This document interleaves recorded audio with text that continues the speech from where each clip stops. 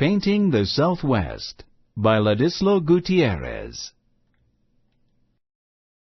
My grandfather is an artist. He lives in Skull Valley, Arizona. I visit him from New Jersey every summer. Grandpa takes me to art galleries. An art gallery is a building or a room used to show art, such as paintings and sculptures, which are statues, and other carved art. We talk about the paintings. Grandpa tells me about the artists and the materials they use, things like oil paints, pens, pencils, watercolors, and pastels. Grandpa tells me every artist has something to say. An artist talks to us through paintings and sculptures. Artists share their ideas and feelings in their art.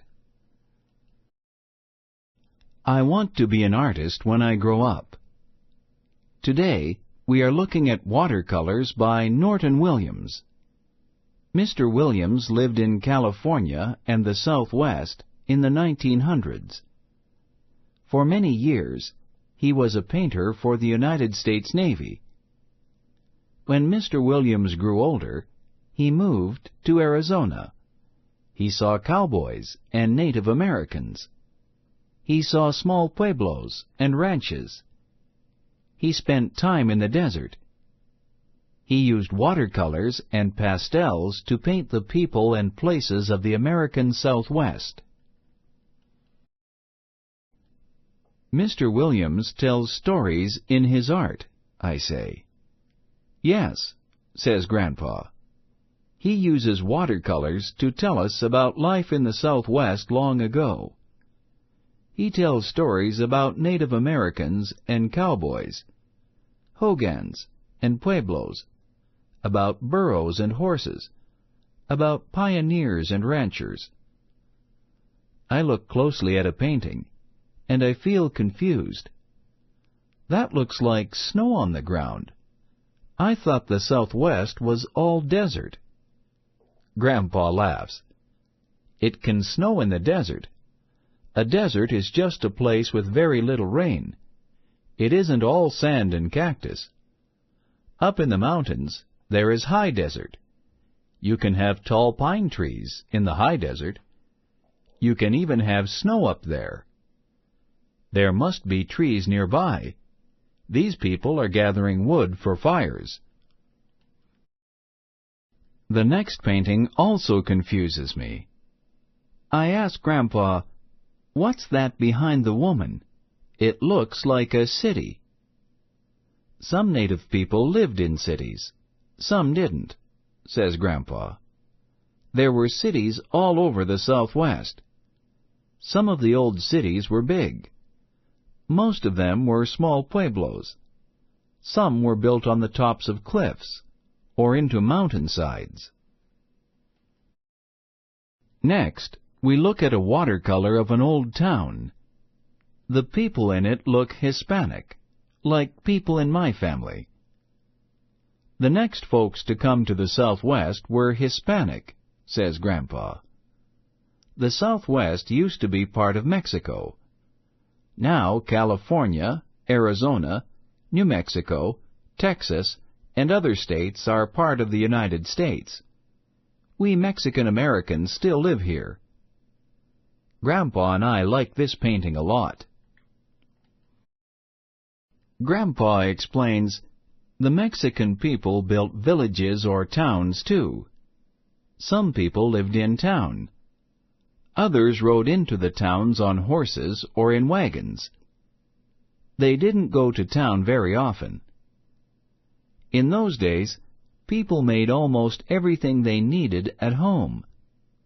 They went to town to buy things they couldn't make, such as tools and saddles for their horses.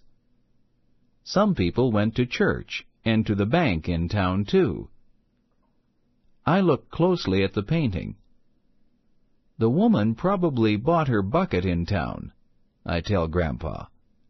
I bet the girl bought her umbrella there too. A painting of cowboys is next. I know all about cowboys. Many came to the Southwest to drive cattle to market. They kept the cattle in big groups or in long lines to go across the land. That was called a cattle drive. Cowboys called the land where the cattle grazed, or ate grass, the range. Sometimes the land was a prairie, or plains where grasses grew. Sometimes the land was a desert of sand and cacti, and not much grass. Grandpa points to the chuck wagon in the painting. A cook kept his pots and pans and all his cooking tools in the chuck wagon. When the cowboys stopped for the night, he could cook them a meal.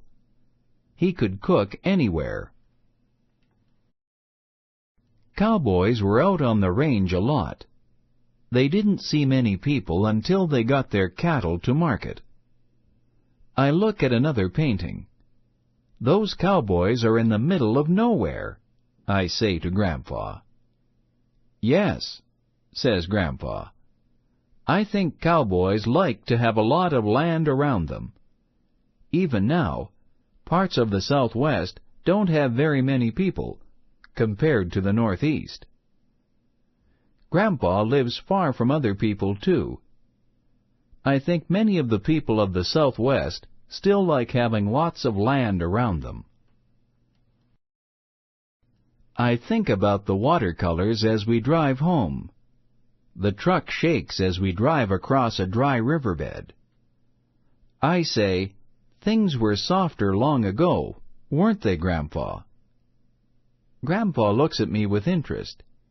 He wants to know what I mean. I explain. Mr. Williams used soft colors in all his paintings.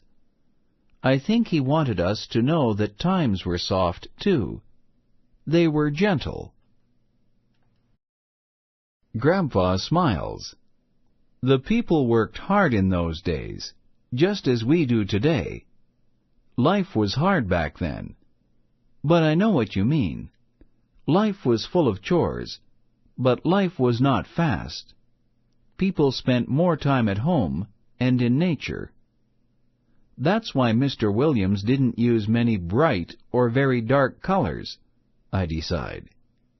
He showed us a quiet time. Back at Grandpa's house, I watch him paint. Grandpa is painting a picture of his own house. He uses oil paints. Oil paints are thick. Grandpa paints with bright colors. Grandpa paints a colorful sunset. His colors seem loud and lively to me. I liked Mr. Williams' paintings, I say. But I like the way you paint, too. Every artist has a special style, Grandpa says. I wonder how you will paint one day. I do too, I reply. I do too. Talk about it. 1. Choose a painting in this book. Talk about the details in the painting. What does the painting show about life in the Southwest? 2. How is Grandpa's style of painting different from the style of Mr. Williams? Write about it. 3. What did you learn about the Southwest? Make a chart on a separate paper. Extend language. Use this book and other sources to find more words that describe the desert. Make a web of words about deserts.